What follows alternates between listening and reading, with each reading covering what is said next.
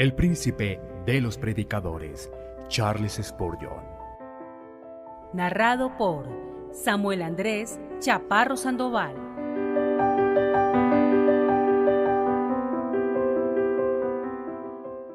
El púlpito del Tabernáculo Metropolitano, una bendita cadena en el Evangelio. Sermón predicado el domingo 2 de julio de 1876 por Charles Haddon Spurgeon en el Tabernáculo Metropolitano, Newington. Respondió Jesús y le dijo: Si alguno me ama, mi palabra guardará, y mi Padre lo amará, y vendremos a él y haremos nuestra morada con él. Juan capítulo 14, versículo 23. Esta es una bendita cadena de experiencias evangélicas. Nuestro texto no está dirigido a los hombres del mundo que tienen su porción en esta vida, sino a los elegidos y llamados y fieles que son traídos al círculo íntimo de los discípulos de Cristo y enseñados a entender los misterios de su reino.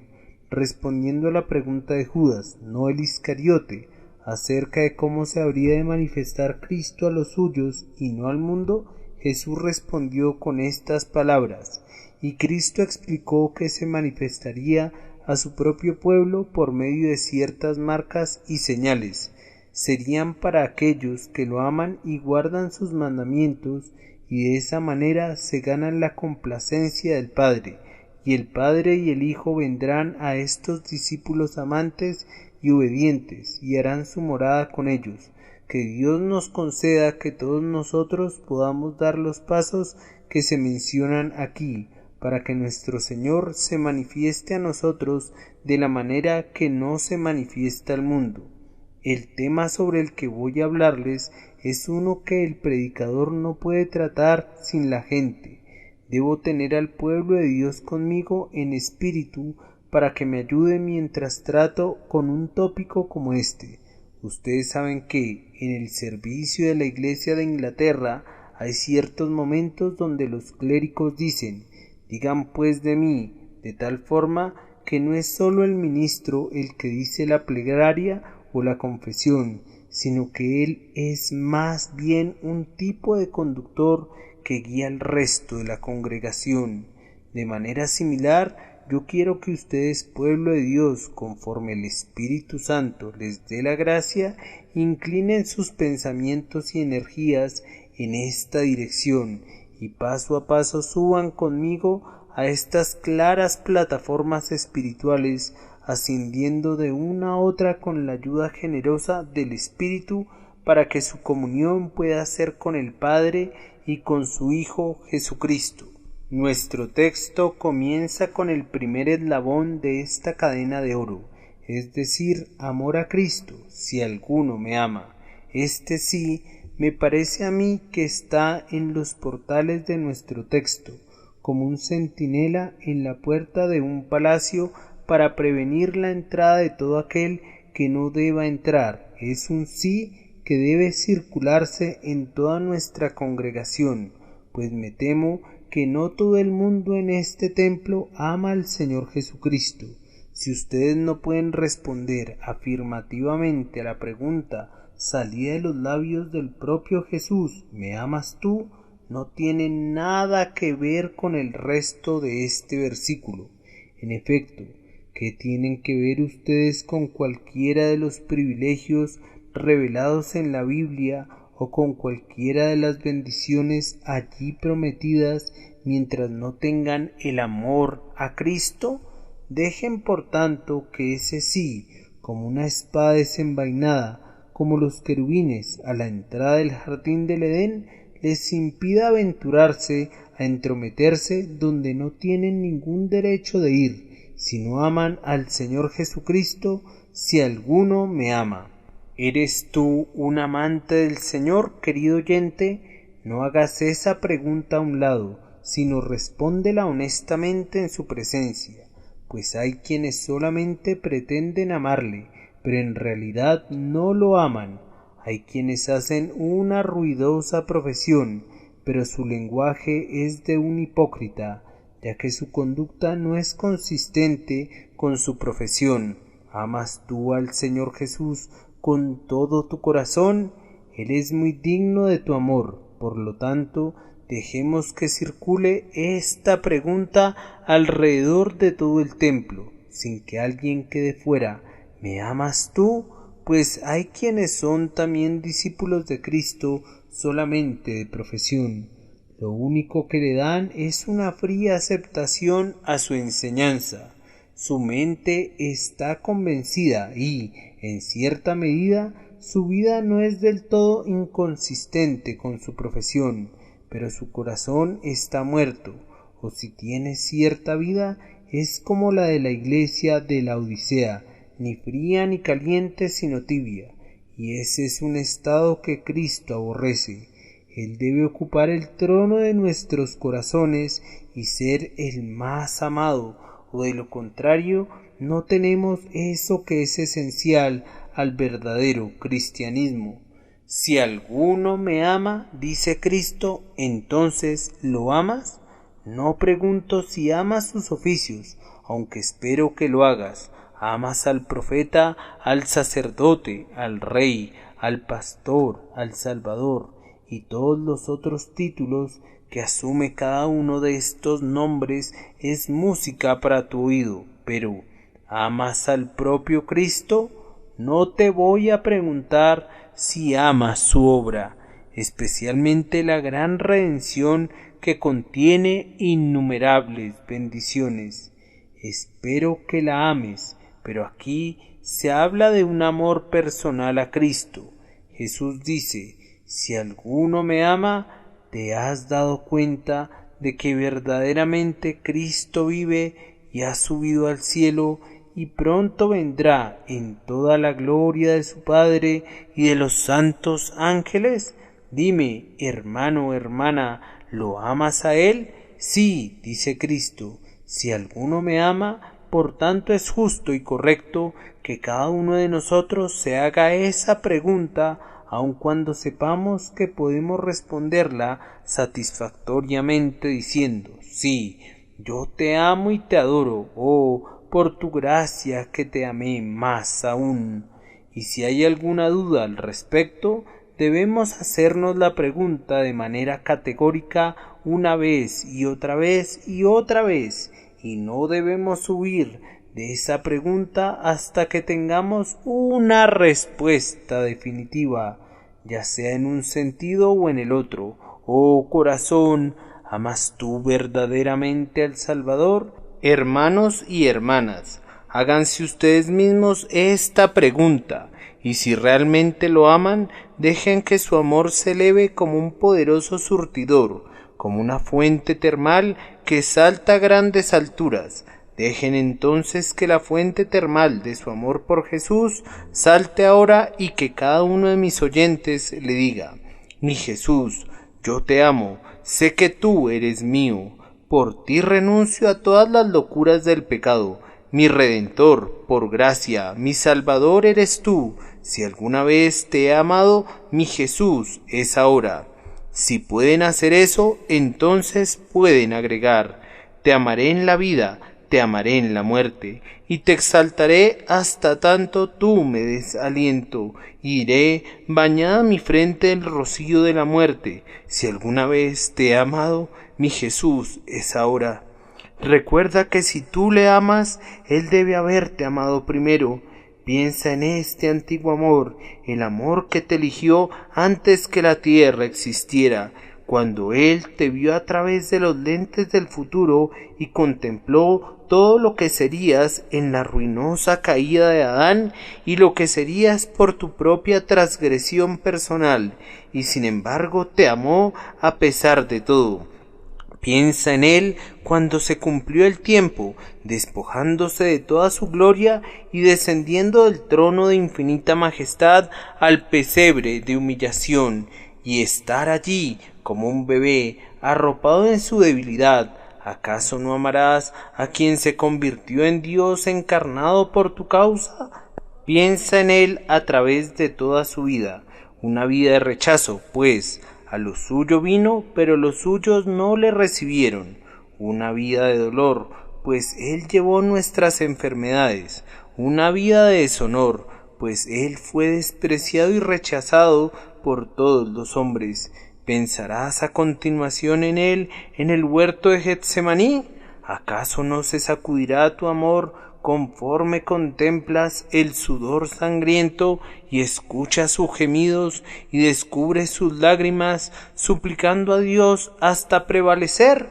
Síguelo hasta el banquillo de los acusados y escucha cómo le lanzan cargos de sedición y blasfemia, si puedes soportarlo. Después mira a los soldados, escupiéndole el rostro y burlándose de él, mientras colocan una caña en su mano como si fuera un cetro, y ponen en su frente una corona de espinas como su única diadema. Míralo atado para ser azotado, hasta que las crueles correas laceran y abren su carne preciosa y sufren agonías indescriptibles.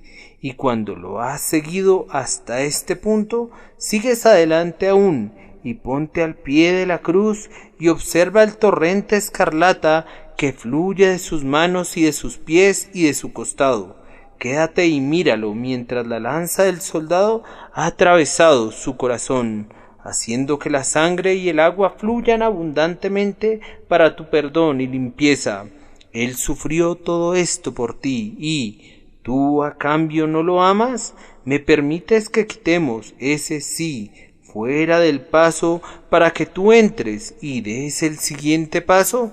Síguele la huella cuando se levanta del sepulcro por ti y obtiene grandes dones para ti. Y como más allá, ante el rostro de su Padre, Él intercede por ti y allí gobierna todas las cosas como Rey de reyes y Señor de señores, y gobierna todo por ti.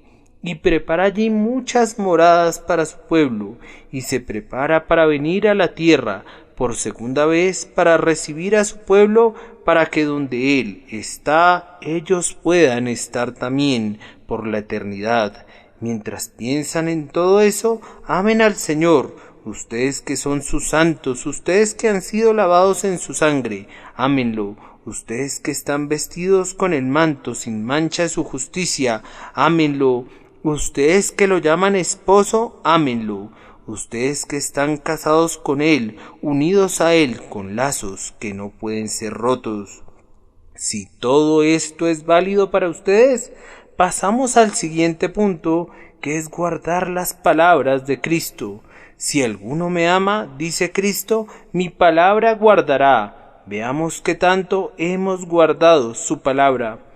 Confío en que primero guardamos su palabra atesorándola y valorándola. Hermanos y hermanas, espero que todos veneremos cada palabra que Cristo ha pronunciado. Confío que todos deseamos atesorar cada sílaba que Él ha dicho en algún momento. No hay una palabra suya registrada en los evangelios o en cualquier otra de las páginas inspiradas de la revelación que no valoremos más que todo el oro fino. A continuación, confío en que guardamos la palabra de Cristo, tratando de conocerla. ¿Son todos ustedes diligentes estudiantes de la palabra? ¿Escudriñen ustedes las Escrituras? ¿Viven ustedes en la verdad que el Señor ha hablado? Deberían hacerlo, pues toda palabra que sale de su boca es verdadero alimento para sus almas. Debo preguntarles si ustedes están haciendo estas dos cosas. ¿Guardan ustedes las palabras de Cristo, valorándolas y buscan estar tan familiarizados con ellos como para poder saber cuáles son sus palabras? Después, a continuación, ¿se esfuerzan ustedes por abrir la cerradura y encontrar el camino del significado profundo de sus pecados? ¿Perforan la cáscara para alcanzar la fruta? ¿El Espíritu de Dios los guía a toda la verdad o se contentan ustedes con los rudimentos de la fe? Esta es la forma de guardar las palabras de Cristo, es decir, esforzándose al máximo para entender cuál pueda ser el significado de esas palabras. Entonces, después de conocer el significado de ellas, ¿buscan guardarlas en sus corazones? aman lo que Cristo ha dicho de tal manera que se deleitan en saber lo que es y lo aman porque es su doctrina? ¿Quieres sentarte a sus pies para recibir la enseñanza que Él está deseoso de impartir? ¿Has alcanzado el estado en el que te es posible amar sus regaños? Si sus palabras te llegan y te reprueban como compunzadas, ¿las puedes amar aún entonces y poner tu corazón al desnudo delante de Él para que puedas sentir más y más las fieles heridas de este tu amigo amado? ¿Amas también sus preceptos? ¿Son ellos tan dulces para ti como sus promesas? ¿O si pudieras hacer lo que quisieras, los quitarías de la Biblia para deshacerte de ellos?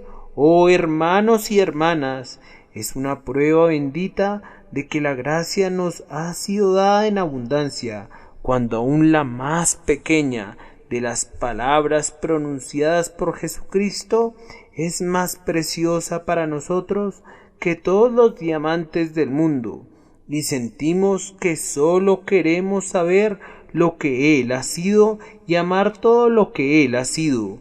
Si alguno me ama, mi palabra guardará. Esta declaración de nuestro Señor sugiere la siguiente pregunta: ¿guardamos su palabra en la práctica? Ese es un punto de suma importancia, puesto que no podrían seguir adelante si se tropiezan aquí. ¿Se esfuerzan ustedes de manera práctica en guardar todos sus preceptos morales? ¿Están tratando de ser como Él hasta donde les es posible en sus vidas, o son ustedes egoístas, duros, mundanos? ¿Se están esforzando por ser como Él, que les ha dejado un ejemplo para que puedan seguir sus pasos? A ver, respondan honestamente. ¿Acaso es este el objetivo de su vida? ¿Están buscando ser moldeados por el Espíritu Santo de esa manera? ¿Están guardando en la práctica la palabra de Cristo relativa a los preceptos del Evangelio? ¿Has creído en Él? Habiendo creído en Él, ¿has sido bautizado de acuerdo a su mandato? Habiendo sido bautizado, ¿te acercas a su mesa de acuerdo a su invitación? ¿Haced esto en memoria de mí? ¿O dad la vuelta diciendo que estas cosas no son esenciales? Amados hermanos, si su corazón es recto ante Dios, querrán conocer todas sus palabras y ponerlas en práctica. ¿Qué me importan a mí las palabras de cualquier iglesia terrenal? Solo son palabras de hombres. Pero busquen ustedes y encuentren las palabras de Cristo, y donde quiera que te lleven, aunque tú seas el único que ha sido llevado en esa dirección, déjate guiar a donde Él te lleve. No puedes dar el siguiente paso mencionado en mi texto, a menos que puedas decir con toda deliberación: sí, Señor, fueron halladas tus palabras, y yo las comí. Tus palabras fueron para mí el gozo y la alegría de mi corazón, porque yo soy llamado por tu nombre, oh Jehová Dios de los ejércitos, y ansío caminar conforme a todos tus estatutos y ordenanzas intachablemente todos los días de mi vida. Puedes errar, puedes cometer errores, puedes cometer pecados, pero la intención de tu corazón debe de ser que, habiendo amado al Señor, guardarás su palabra en todos los diversos sentidos que he mencionado. Si has sido capacitado para atravesar estas dos puertas, puedes ahora venir a la siguiente, que nos habla de un elevado privilegio y un gran gozo. Mi palabra guardará, y mi Padre lo amará. ¡Qué palabras tan maravillosas son estas! Y mi Padre lo amará. Es muy cierto que lo hará, pues cuando un hombre ama a Jesús, está en sintonía con el Padre mismo. Ustedes saben, hermanos míos, que el amor del Padre está puesto en su unigénito Hijo, uno con él mismo en la divinidad esencial. Lo ha amado desde la eternidad, pero como Jesús se ha hecho obediente hasta la muerte, y muerte de cruz, no podemos imaginarnos cuál debe ser la complacencia del Padre en la bendita persona de nuestro Señor resucitado que está en los cielos. Este es un tema profundo y no hay mente humana que pueda medir alguna vez sus profundidades y decir cuán verdaderamente y cuán maravillosamente el Padre ama a su eterno Hijo. Así pues pueden ver, hermanos, que si amamos a Jesucristo, nuestro corazón encuentra el corazón de Dios, pues el Padre también lo ama. ¿Acaso no han sentido alguna vez cuando han estado intentando alabar a Jesús que están haciendo a su débil manera justo lo que Dios siempre ha estado haciendo a su infinita manera? El siempre bendito Espíritu está continuamente glorificando a Jesús, y cuando ustedes están haciendo lo mismo, Dios y ustedes, aunque con pasos muy desiguales, caminan por el mismo sendero y están en sintonía el uno con el otro. Entonces, además del hecho de que estás en sintonía con el Padre al tener un mismo objeto de amor, estás también en sintonía con Él en lo relacionado al carácter. Jesús dijo: si alguno me ama, mi palabra guardará. Bien, cuando guardas la palabra de Cristo, cuando el Espíritu Divino te está haciendo obediente a Jesús y semejante a Jesús, estás andando por el camino por el que tu Padre Celestial quiere que camines y por lo tanto Él te ama. Déjenme hacer una clara distinción aquí. No estoy hablando ahora acerca del amor general que Dios tiene por toda la humanidad, ese amor de benevolencia y de beneficencia que es desplegado aún hacia los ingratos y los impíos, ni tampoco estoy hablando en este momento de lo relativo al amor esencial de Dios hacia sus propios elegidos a quienes Él ama, independientemente de su carácter, a causa de su propia elección soberana de ellos desde la eternidad, sino que estoy hablando de ese amor de complacencia que Dios, como un padre, tiene hacia sus propios hijos. Ustedes saben que a menudo dice a su hijo: si haces esto o aquello, tu padre te amará. Sin embargo, ustedes saben que un padre amará a su hijo por ser su hijo, y siempre lo hará a pesar de que su carácter no sea siempre como su padre lo desea. Pero qué amor tan grande es el que siente un padre por un hijo bueno, responsable, obediente. Es un amor acerca del cual le habla continuamente. Es un amor que le manifiesta por medio de muchas palabras dulces y amables. Un amor que despliega por medio de muchas acciones que de otra manera no habría realizado, otorgándole muchos favores que no hubiera podido otorgar sin correr riesgos de haber sido su hijo un desobediente o un perverso. Nunca olvides que el Padre Celestial aplica una disciplina sabia en su casa. Tiene varas de castigo para sus hijos que no le obedecen, y tiene sonrisas para sus hijos que guardan sus mandamientos. Si caminamos en sentido contrario a Él, nos ha dicho que Él caminará en sentido contrario a nosotros, pero si nuestros caminos le agradan, hay muchos favores escogidos que Él nos concede. Esta enseñanza no sugiere servidumbre legal, pues no estamos bajo la ley, sino bajo la gracia, pero esta es la ley de la casa de Dios bajo el régimen de la gracia. Por ejemplo, si un hombre guarda los mandamientos del Señor, tendrá poder con Dios en la oración, pero cuando un hombre vive habitualmente en pecado o aún ocasionalmente cae en pecado, no puede orar para prevalecer, no puede ganar el oído de Dios como lo hacía antes. Sabes de sobra que si has ofendido al Señor de cualquier manera, no puedes gozar del Evangelio de la manera que lo hacías antes de que pecaras. La Biblia, en vez de sonreírte, parece más bien amenazarte. En cada texto y cada línea parece que se levanta como en letras salidas de una hoguera, y abre caminos de fuego hasta tu conciencia. Es verdaderamente cierto que el Señor tiene diferentes tratos con sus propios hijos de acuerdo a su condición y carácter. Entonces, cuando un hombre es traído a tal estado del corazón que guarda la palabra de Cristo, su carácter es de tal naturaleza que Dios puede gozarse de manera complaciente en él, y en este sentido puede amarlo. Es en un caso así que el Padre nos hará saber que nos ama.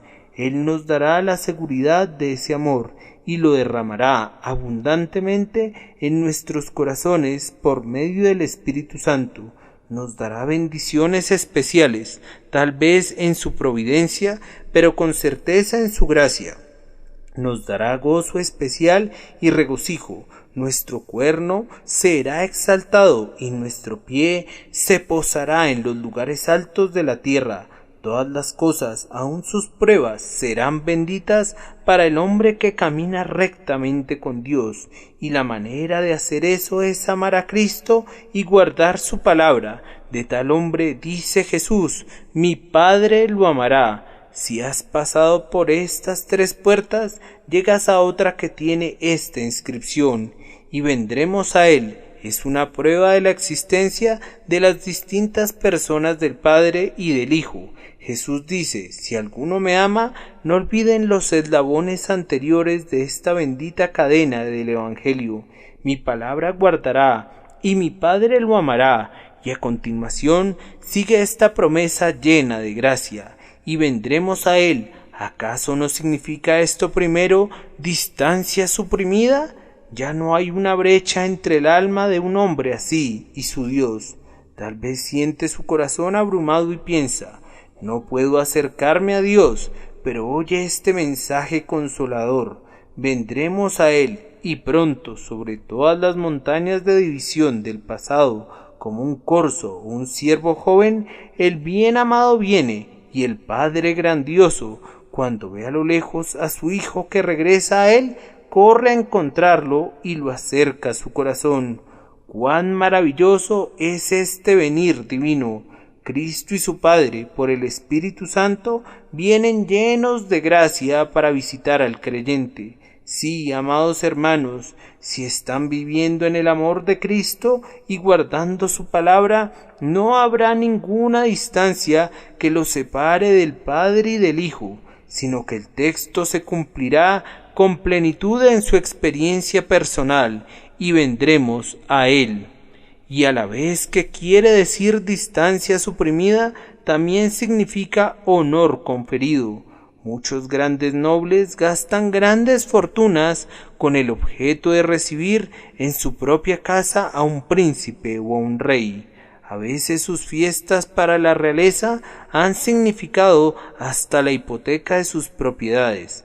Esta es una pobre inversión solo por el honor de recibir la visita de su soberano.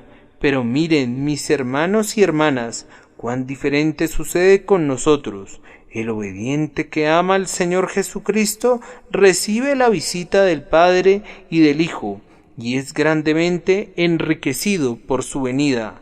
Puede ser muy pobre, pero Jesús dice: vendremos a Él. Puede ser muy humilde y ni siquiera sabe leer, pero Jesús dice: vendremos a Él. ¿Saben ustedes, queridos amigos, lo que esta venida significa?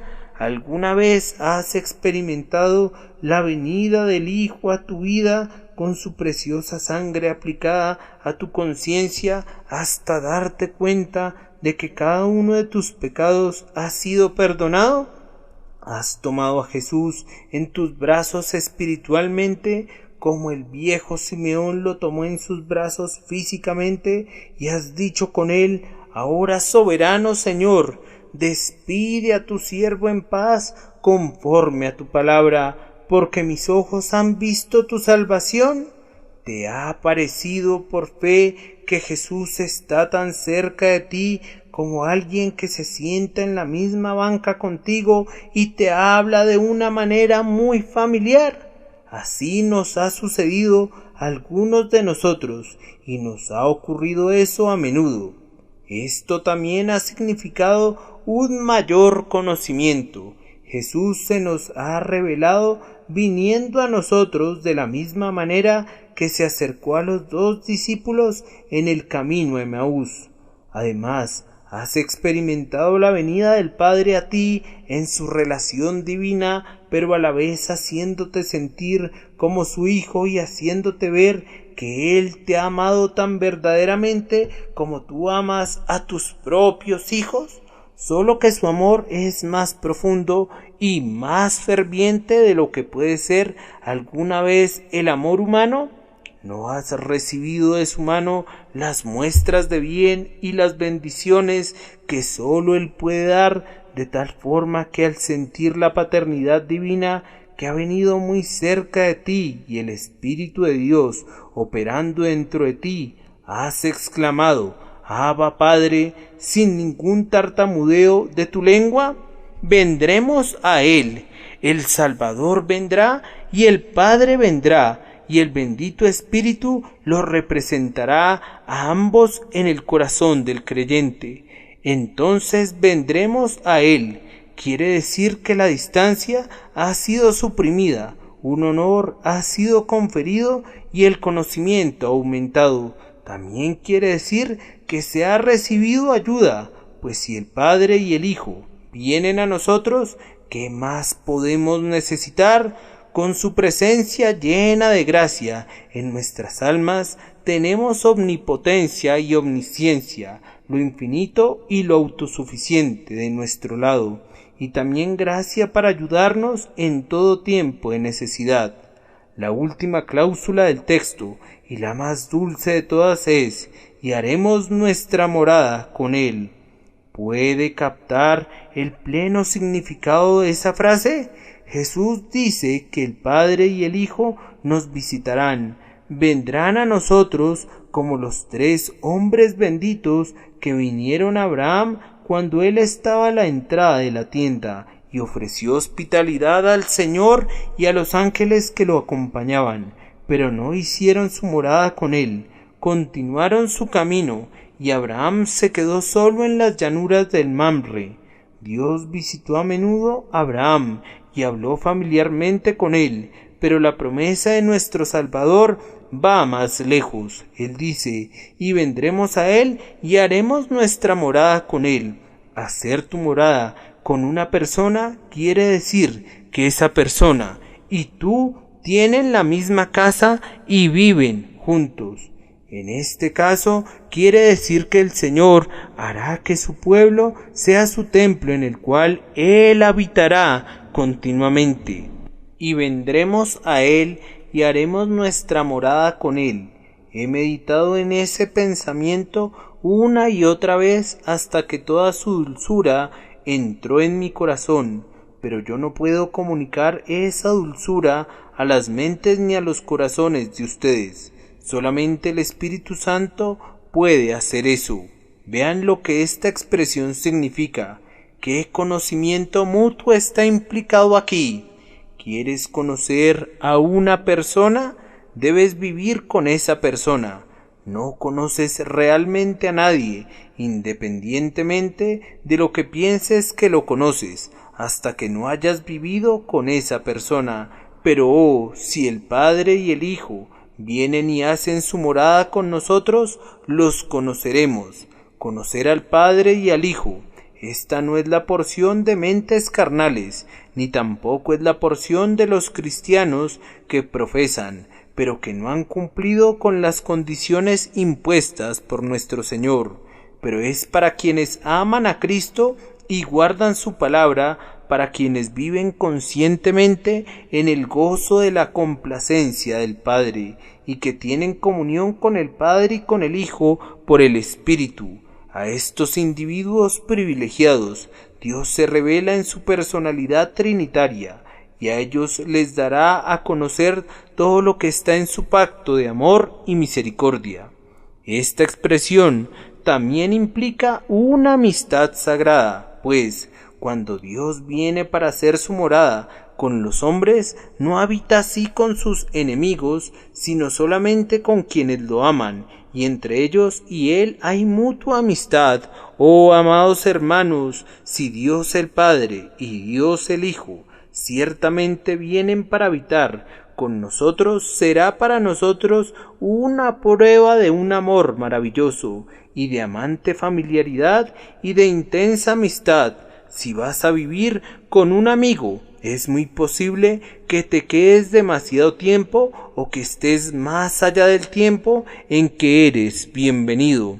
Pero Dios sabe todo acerca del hombre con quien viene a vivir, y Jesús dice: haremos nuestra morada con él, porque él sabe que su espíritu ha purificado y santificado ese corazón, y lo tiene listo para recibirlo, y a su Padre también. Ustedes recuerdan cómo Jeremías suplicaba al Señor para que no fuera como un simple caminante. Oh esperanza de Israel, su Salvador en el tiempo de aflicción, ¿por qué has de ser como forastero en la tierra y como caminante que levanta su tienda solo para pasar la noche? Pero esta no es la manera en que el Padre y el Hijo tratan con nosotros, pues Jesús dice que vendrán y harán su morada con nosotros. ¿Acaso no implica esto ciertamente una amistad muy sagrada entre Dios y nuestras almas? También revela la completa aceptación del hombre ante Dios, pues cuando alguien viene a quedarse contigo, se da por hecho que vas a ejercer la hospitalidad hacia esa persona. Come y bebe en tu casa y, durante ese tiempo, vive cómodamente contigo. Pero preguntas tú, ¿es posible que Dios acepte la hospitalidad de un hombre? Sí, lo es. Escucha las palabras del propio Cristo. He aquí, yo estoy a la puerta y llamo. Si alguno oye mi voz y abre la puerta, entraré a él y cenaré con él y él conmigo. Oh, la bendición que es poder atender así al Rey de Reyes. Entonces él beberá de mi leche y de mi vino, y comerá de las deliciosas frutas que crecen en el jardín de mi alma. Lo que yo le presenté a él será de su agrado, debe serlo, pues de lo contrario no habitaría en mi casa. Y cuando el Padre y el Hijo vienen para habitar en el alma del creyente, entonces todo lo que hace es aceptado. Si él mismo es aceptado, sus pensamientos y sus palabras, sus oraciones y sus alabanzas, sus ofrendas y sus trabajos para Cristo serán aceptados tanto por el Padre como por el Hijo. Qué bendito estado es ese para los que lo alcanzan, pues entonces sucederá que al recibir nosotros a Dios, experimentaremos ser recibidos por Dios en reciprocidad, en una recepción engrandecida 7 veces. Espero que no piensen que cuando Dios el Padre y Dios el Hijo hacen su morada con un hombre, ese hombre continuará siendo el mismo que era cuando vinieron a él. No, hermanos míos, el Señor paga con generosidad por su habitación. Donde él habita, convierte todo lo que toca en oro. Cuando viene al corazón de un hombre, puede estar muy oscuro, pero él lo inunda con la luz del cielo. Puede haber estado frío antes, pero él lo calienta con la llama de su amor todopoderoso. El hombre que no tiene a Dios habitando en él es como la zarza en el monte Horeb, cuando era un simple arbusto.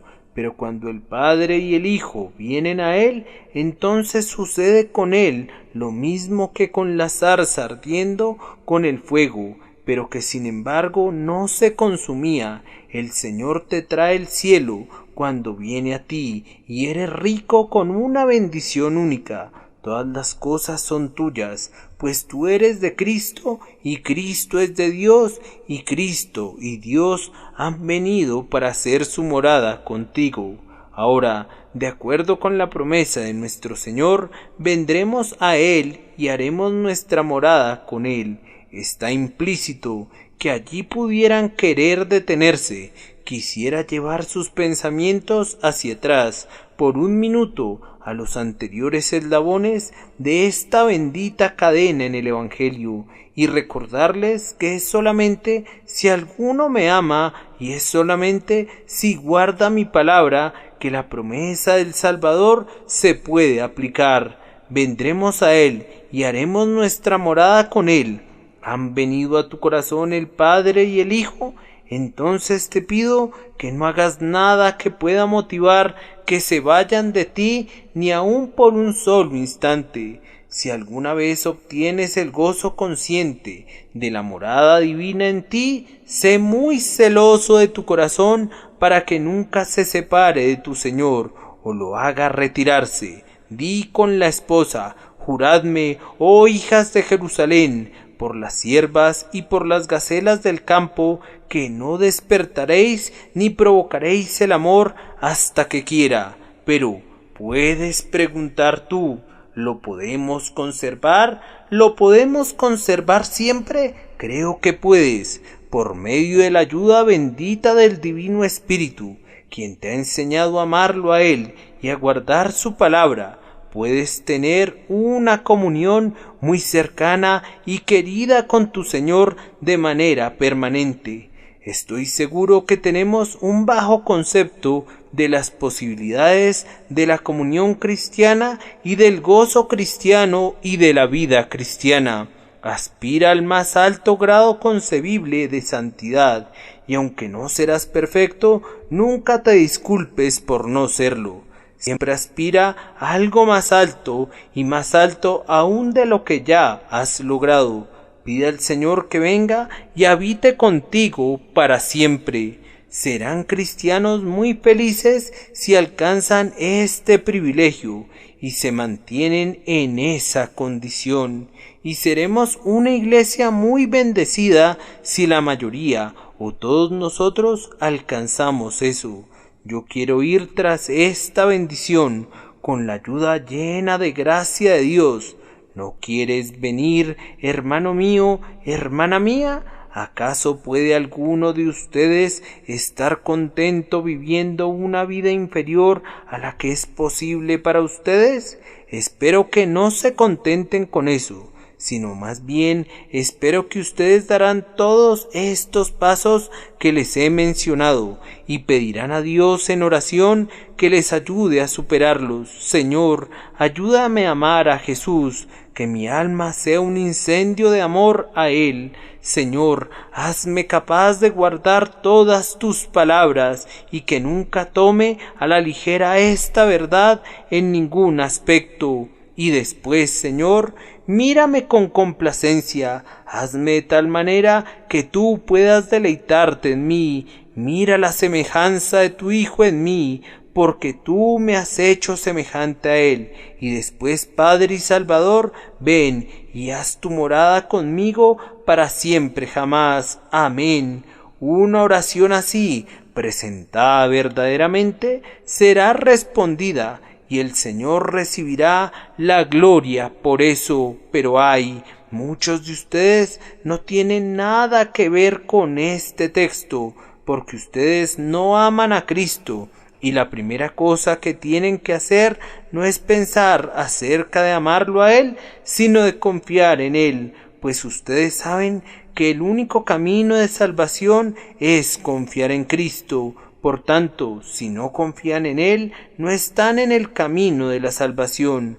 ¿Han pensado acerca de lo que implica ser un incrédulo? El apóstol Juan dice: el que cree en el Hijo de Dios tiene el testimonio en sí mismo.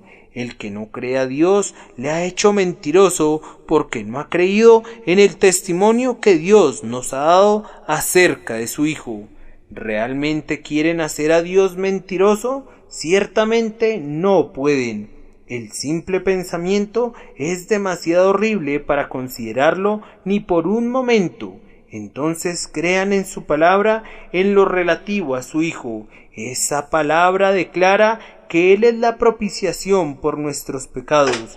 Entonces, si ustedes confían en esa propiciación y confían en Él que la llevó a cabo, ustedes son salvos. Muchas veces alguna alma ansiosa me hace la observación: pero Señor, yo no puedo creer, yo quisiera poder hacerlo. Esta es la respuesta que generalmente doy a la persona que dice eso. ¿Qué? ¿No puedes creer? Vamos, resolvamos ese asunto. ¿No puedes creer en Dios? ¿Puedes creer en mí? Por supuesto, la respuesta es: oh sí, Señor, yo puedo creer en usted. Yo respondo: sí, yo supongo que se debe a que tú tienes confianza en mi carácter y crees que yo no te diría una mentira. Entonces, en el nombre de todo lo que es bueno y razonable, ¿cómo es posible que te atrevas a decir que no puedes creer a Dios? ¿Acaso es Él un mentiroso? ¿Te ha dado alguna vez algún motivo para que le digas: no puedo creerte? ¿Qué quieres decir? Dame alguna razón del por qué no puedes creer en Dios. ¿Qué ha hecho Él para que no puedas creer en Él?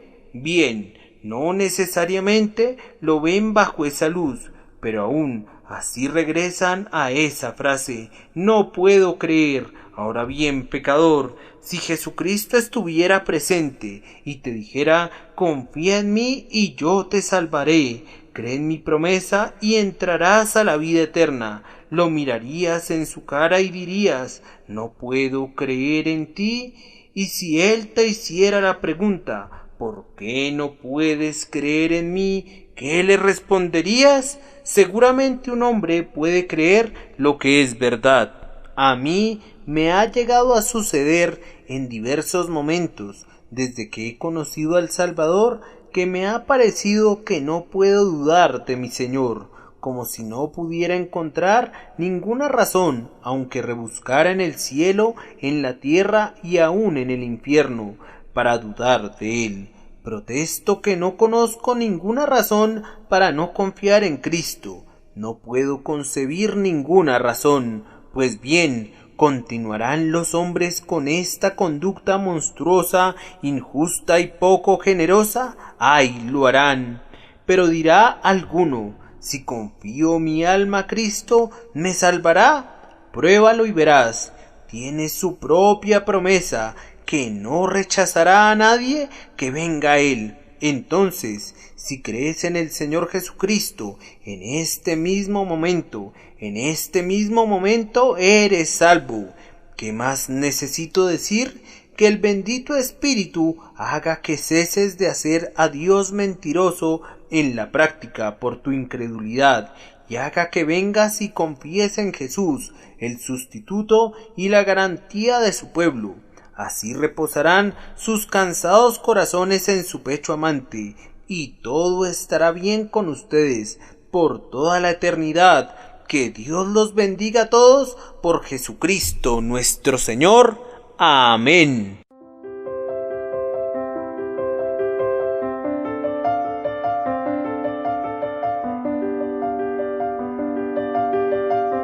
El príncipe de los predicadores, Charles Spurgeon. Narrado por Samuel Andrés Chaparro Sandoval.